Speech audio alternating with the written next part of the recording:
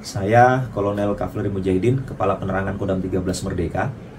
Terkait dengan beberapa potongan video yang viral kejadian di depan markas Kodam 13 Merdeka pada hari Jumat tanggal 5 Januari 2024 kemarin, ada beberapa informasi yang bisa kami sampaikan. Yang pertama, bahwa kejadian keributan ataupun kericuhan tersebut terjadi antara rombongan pengiring jenazah salah satu warga masyarakat yang meninggal dunia dan warga masyarakat yang berada di sepanjang kanan kiri jalan menuju ke tempat pemakaman umum. Perlu kami informasikan bahwa tempat pemakaman umum itu lokasinya berada cukup dekat dengan markas Kodam 13 Merdeka, sehingga pasti rombongan pengantar ini akan melewati jalan yang berada di depan Makodam untuk bisa menuju ke tempat pemakaman umum tersebut. Nah, pada pukul 14.00 waktu Indonesia Tengah, dari rumah duka, rombongan pengiring jenazah bersiap untuk mengantar jenazah.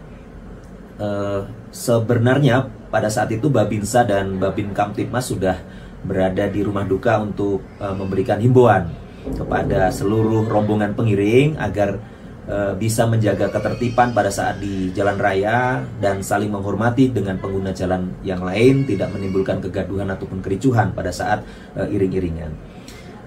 Sepanjang perjalanan, Babin Kamtibmas dan Babinsa ini juga terus mengingatkan kepada rombongan pengiring, karena memang cukup banyak dari rombongan pengiring ini yang menggunakan sepeda motor dengan knalpot brom yang cukup keras bunyinya.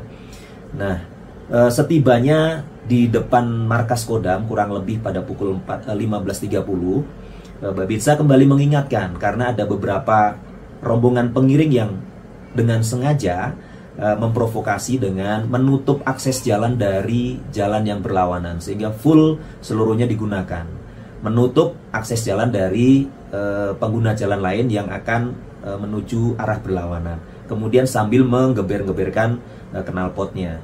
Hal inilah yang memicu warga masyarakat di kanan kiri jalan emosi ataupun terpancing emosi, sehingga mereka turun ke jalan menghentikan rombongan ataupun konvoi tersebut.